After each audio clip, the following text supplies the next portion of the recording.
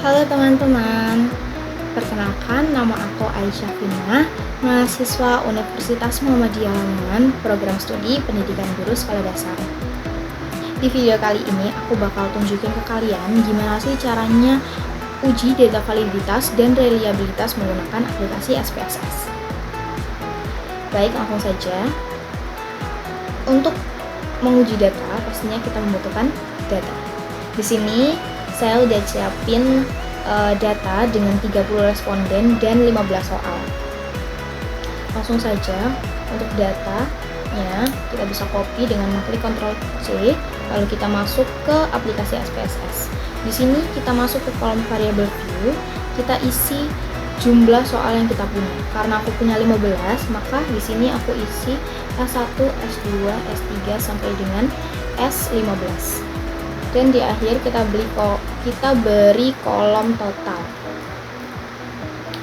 Karena data yang aku punya tidak menggunakan angka di belakang koma, maka desimalnya di sini kita bisa ganti ke angka 0. Lalu untuk measure kita pilih scale.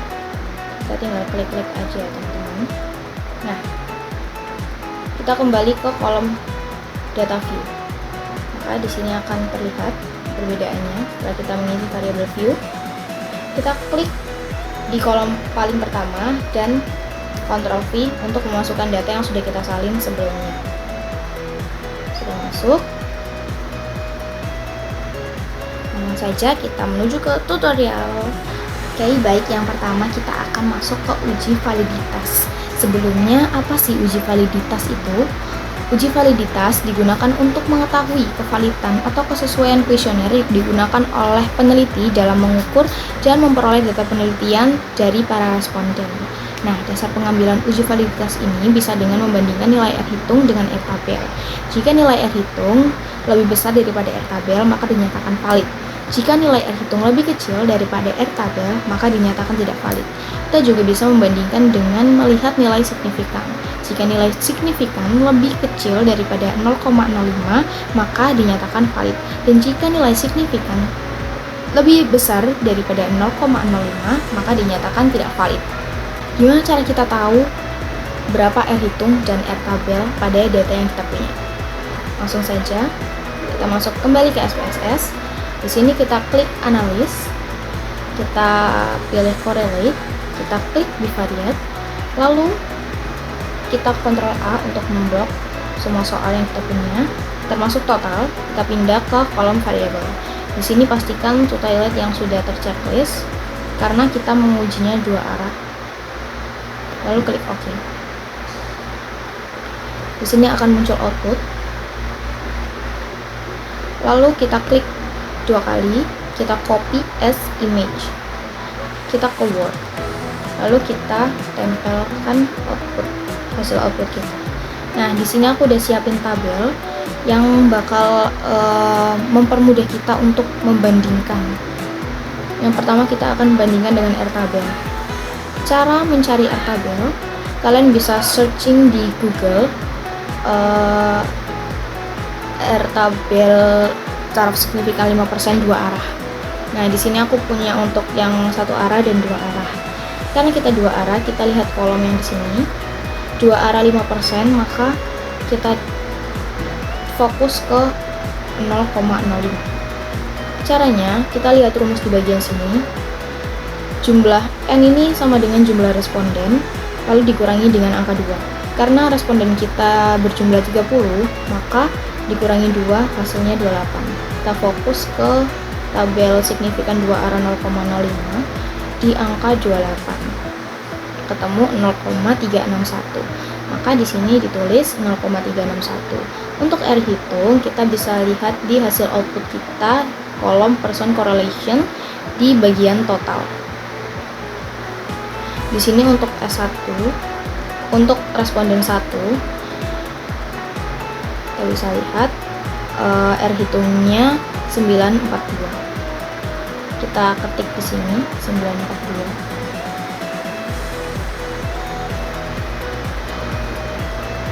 Kita lihat kembali untuk dasar pengambilan uji validitas. Jika nilai R hitung lebih besar daripada R tabel, maka dinyatakan valid. Sini kita lihat nilai R hitung lebih besar daripada R tabel, maka hasilnya dinyatakan valid. Lalu kita lihat nilai, kita bandingkan dengan nilai signifikan. Di sini kita bisa lihat di tabel seek to talent di kolom total terdapat angka lebih kecil daripada 0,001 yang artinya signifikan pada responden 1 adalah 0,000. Di sini bisa kita lihat bahwa 0,000 ini lebih kecil daripada 0,05. Kita lihat kembali dasar pengambilan uji validitas. Jika nilai signifikan lebih kecil daripada 0,05 maka dinyatakan valid. Maka hasil output responden 1 bisa dinyatakan valid. Begitu juga seterusnya. Baik teman-teman, selanjutnya kita akan masuk ke uji reliabilitas. Sebelumnya, apa sih uji reliabilitas itu? Dalam buku V. Wiratna Sujarweni 2014, uji reliabilitas bertujuan untuk melihat apakah kuesioner memiliki konsistensi jika pengukuran dilakukan dengan kuesioner tersebut secara berulang. Kuesioner dinyatakan reliable apabila nilai Cronbach alpha lebih besar daripada 0,60 bisa dinyatakan reliable. Jika kuesioner lebih kecil daripada Cronbach alpha-nya lebih kecil daripada 0,60 maka dinyatakan tidak reliable. Selain itu, kita juga bisa membandingkannya dengan R tabel. Jika lebih besar daripada R tabel, maka kuesioner dinyatakan reliable. Jika lebih kecil daripada R tabel, maka kuesioner dinyatakan tidak reliable. Di sini kita kembali ke SPSS. Kita klik analis, kita pilih scale, reliability analysis, lalu ini kembali kita pindah kecuali total, kita kembalikan lagi. Lalu kita klik statistik, kita checklist scale if item generate. Kita continue, lalu kita klik OK. Di sini akan muncul output. Kita lihat di Cronbach alpha.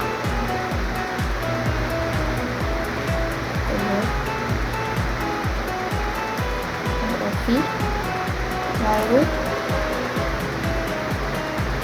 kita lihat juga di Cronbach alpha if item generate. Kita double klik, lalu copy as image.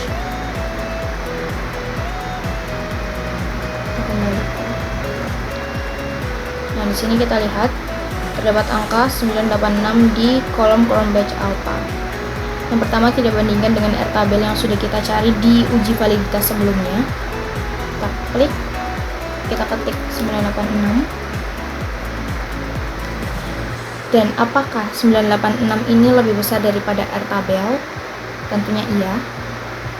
Kita kembali melihat untuk dasar pengambilannya. Apabila nilai Cronbach alpha lebih besar daripada 0,60 maka kuesioner dinyatakan reliable. Artinya di sini kita bisa klik reliable. Baik teman-teman, segitu aja video tutorial dari aku. Sampai bertemu kembali. Bye bye. Assalamualaikum warahmatullahi wabarakatuh.